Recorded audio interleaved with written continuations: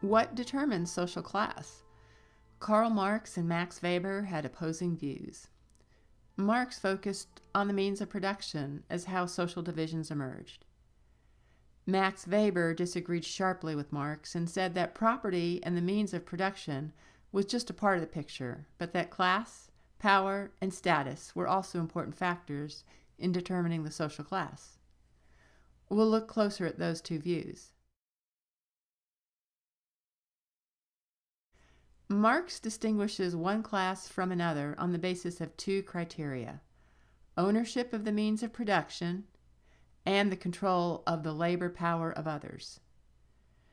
From this, Marx states, society as a whole is more and more splitting up into two great hostile camps, into two great classes directly facing each other.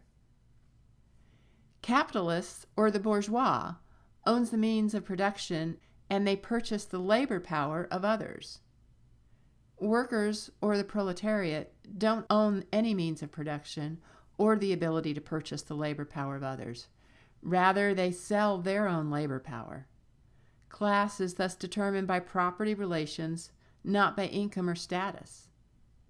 These factors are determined by distribution and consumption, which mirror the production and power relations of the classes. Class consciousness refers to the awareness of a social or economic class, of their own position, and of their interests within the economic order and the social system. In contrast, false consciousness is a perception of one's relationship to social and economic systems as purely individual in nature, and a failure to see oneself as a part of a class within particular class interests that are relative to the economic order and social system. According to Marx, as the proletariat develops a class consciousness, this then allows them to become aware of their oppression and unite to overcome the oppressors. Social change will only occur when a class consciousness emerges. Weber's theory is based on three components: wealth, or in those days property, prestige, and power. Weber argued that power can take a variety of forms. A person's power can be shown in the social order through their status, in the economic order through their class, and in the political order through their party. Thus, class, status, and party are each aspects of the distribution of power within a community. Weber would define wealth, prestige, and power according to these definitions. Wealth includes the property, such as buildings, lands, farms, houses, factories, as well as all other assets. It's the general economic situation of someone.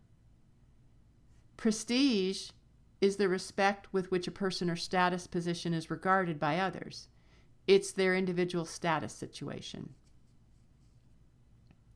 And power is the ability of people or groups to achieve their goals, despite opposition from other groups or parties.